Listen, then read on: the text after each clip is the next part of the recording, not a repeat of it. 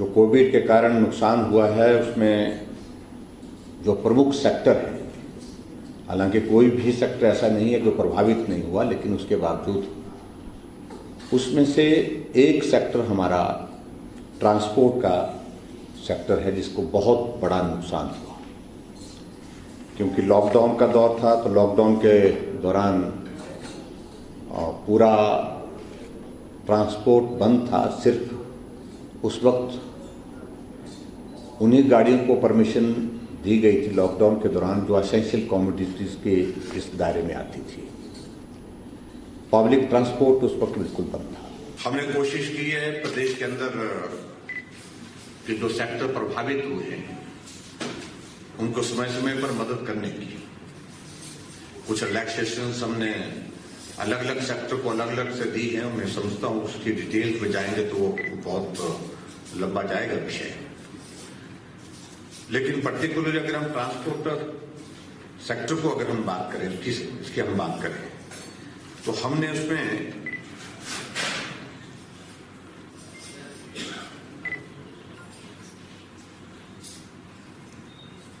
जो कोविड के कारण जो प्रभावित जो हमारे ट्रांसपोर्ट सेक्टर हुआ था उसके लिए कुल मिलाकर के 62 करोड़ रुपए की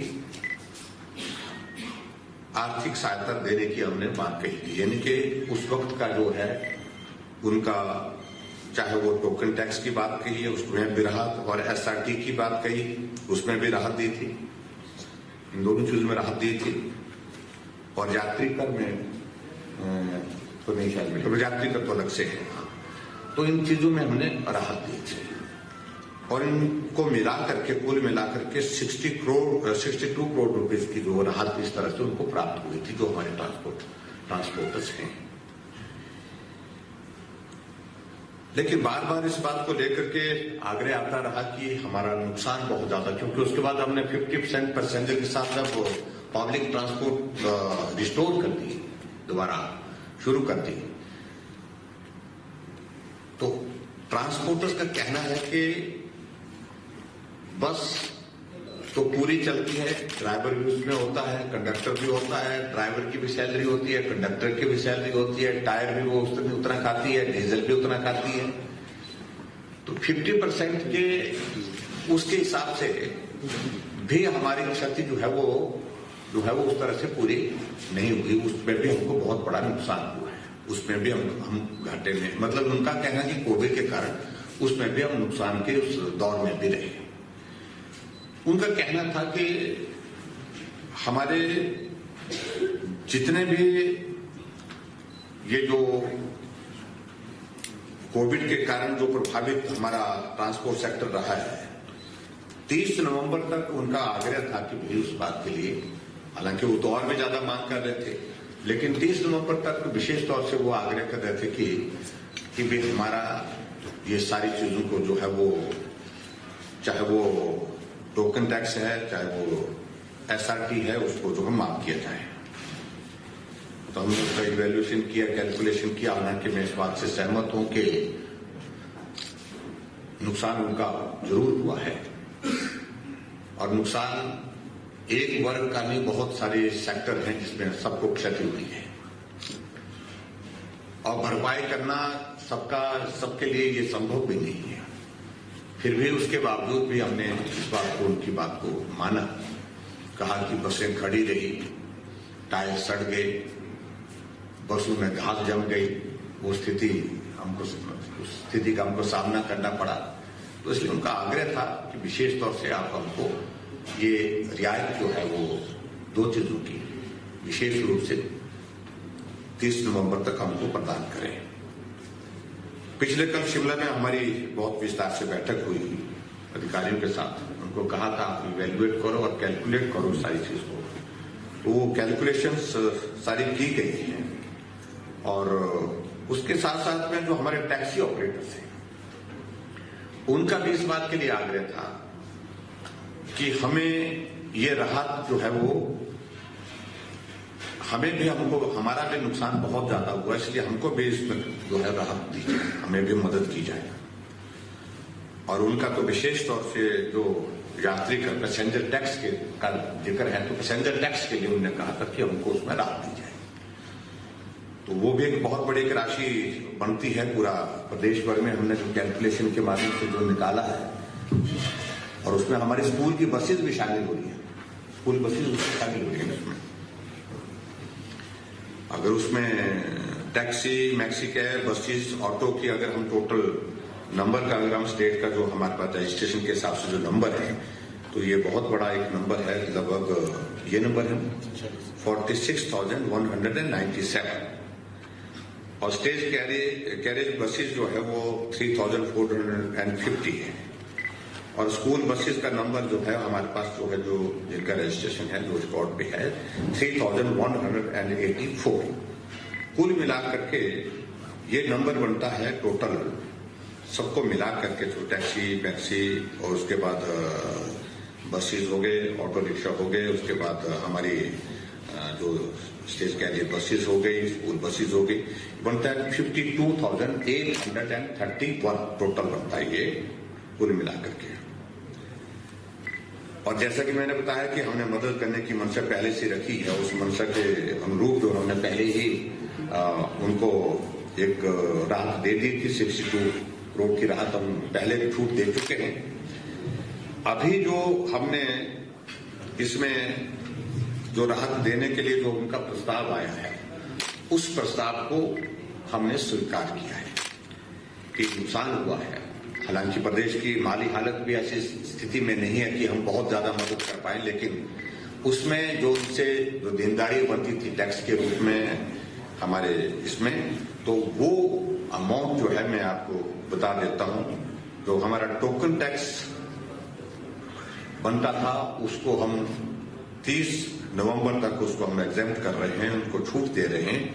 वो बनता है 19 crore 32 lakh token tax. SRT का जो पैसा बनता है 30 नवंबर तक 35 करोड़ 13 लाख, 35 करोड़ एंड 13 लाख होगी। और उसके बाद जो पैसेंजर टैक्स, जिसको यात्री कर बोलते हैं, वो बनता है 36 करोड़ 67 लाख, 36 करोड़ 67 लाख। और कुल मिलाकर के ये टोटल बन रहा है 91 करोड़ 12 लाख रुपए, 91 करोड़ 12 लाख रुपीज ये कुल राशि बनती है। और हमने आज ये निर्णय लिया कि इस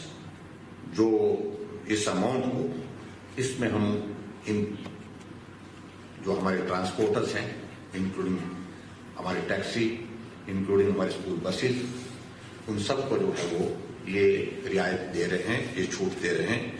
और कुल मिलाकर के पिछले हमने 62 करोड़ की दी थी, और अब की हमारी 91.12 करोड़ की हो गई।